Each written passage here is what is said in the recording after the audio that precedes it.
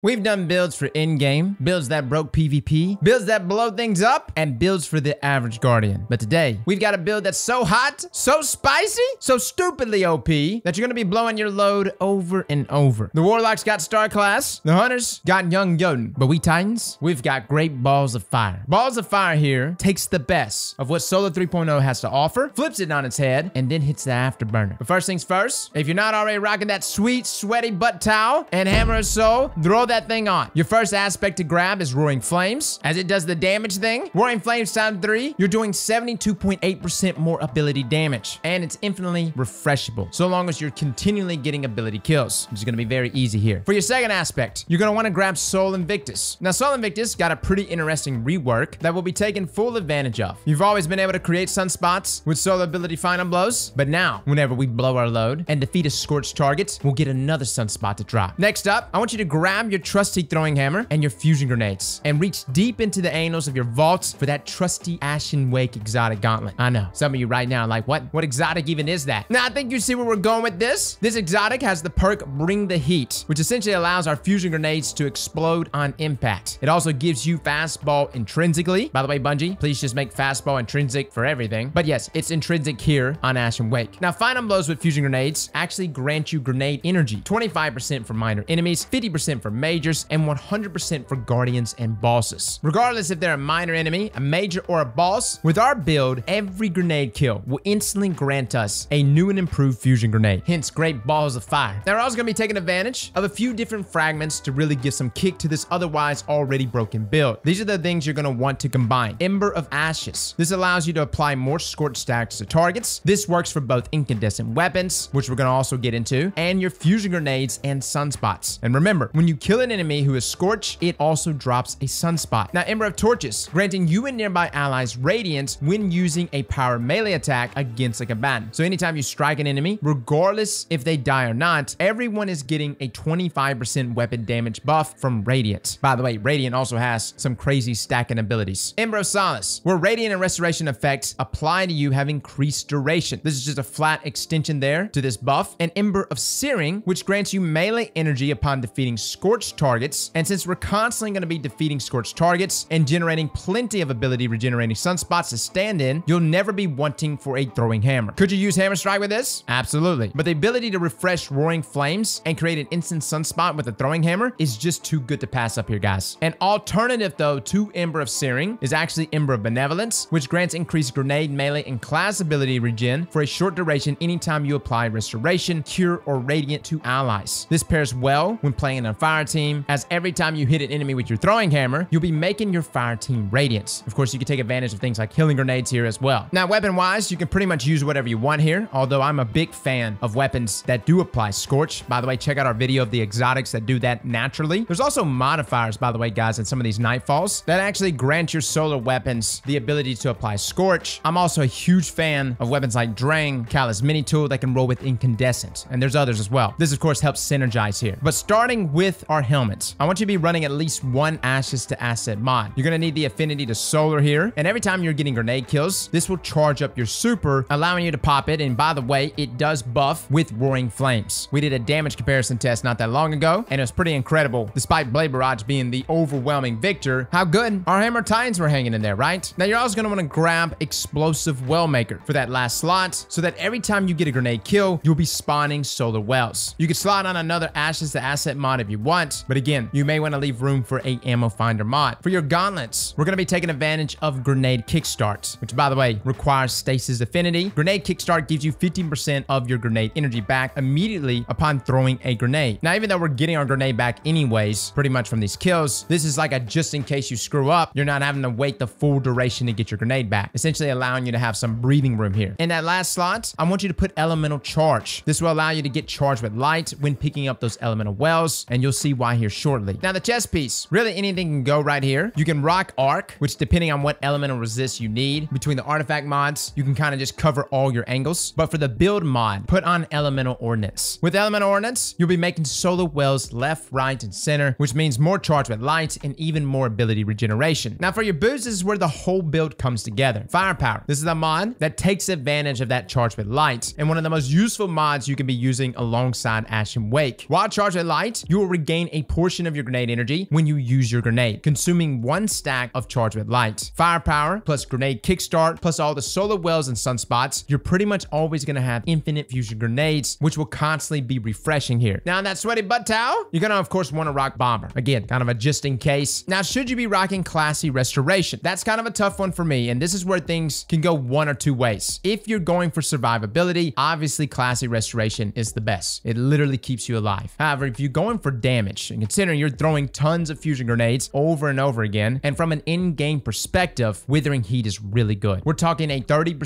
debuff here for all outgoing damage to that champion that you apply a solar ability to. And this is not just your grenade, this is also your melee. So you can even start off with a melee and then follow with the grenade for that absolute powwow damage against that single champion. It does some massive damage here, fellas, but depending on what you're wanting to go for, survivability, Classy Restoration, maximum damage, Withering Heat. Now the final mod to add here is of course Bountiful Wells. Again, Bountiful Wells allows one the ability to spawn 2 wells instead of just 1, thus meaning more benefits here, more Charge with Light, and of course more ability energy. So the gameplay loop: throw a grenade, get a kill, generate 2 solar wells in a sunspot with element of charge and a copious amount of wells, you'll get Charge with Light times 2. And if you have your grenade back, repeat step 1 until you don't, and then proceed to step 2. Build up Roaring Flames times 3 and generate sunspots to recharge your abilities using your throwing hammer. And if you have your grenades back, go back to step 1, otherwise go to step 3. Kill everything and don't die. And if you got an incandescent mini tool, you'll have sunspots for days. And if you're using a weapon with demolitionist, you won't be long without a grenade. And if you got a wellspring weapon, that's even better for both your grenade and your throwing hammer. And again, guys, especially with things like Withering Heat against those champs, lead up with the hammer, follow up with that Roaring Flames times 3 fusion grenade combo, and you're going to be seeing some maximum damage here. As far as weapons to combine with this build, Callus mini tool with incandescent is really good. A wonderful weapon there to pair with Witherhoard. You can also take advantage of the grenade launcher, Pardon Our Dust, Ignition Code, or even Lingering Dread that can roll with demolitionists. And anytime an enemy is killed with incandescent, by the way, that enemy has a small detonation that spreads scorch to the enemies around them. And when those enemies die, sunspots spawn where they fell. So believe me, fellas, don't sleep on incandescent. It is an S tier perk. Now, if you don't have an incandescent weapon, look no further than, of course, Traveler's Chosen and a Salvager Salvo combo. Traveler's Chosen, I know, is a sidearm, and currently right now, the barrier mod for sidearms is still broken, but it is going to be getting fixed the first week of July. I know, we've waited long enough, but that exotic perk Gathering Light plays right into this build though. Consuming those stacks, granting melee, grenade, and class ability energy based on the number of stacks you get. Pretty much with a max of 10 stacks, you'll instantly get back all your abilities to allow you to continue this damage loop. So guys, that is great balls of fire. Let me know in the comments below what you think. As far as damage values, again, Roaring Flames, 20% at 1 stack, 44% at 2 stacks, 72.8% at 3 stacks for both your hammer and your grenades. And you actually see right here the damage values substantially increasing. And even at Roaring Flames times 3, you can see that our fusion grenade is doing more damage than that of our throwing hammer. Granted, I know we have things like biotic enhancements with Syntheseps, but considering that the Bonk build did get nerfed, this is why we're also looking elsewhere for that super nasty damage. So guys, try it out for yourselves. Let me know in the comments below what you think. Fellas and ladies, thank you all for coming and watching. And as always, slap that like button like your mama told you right.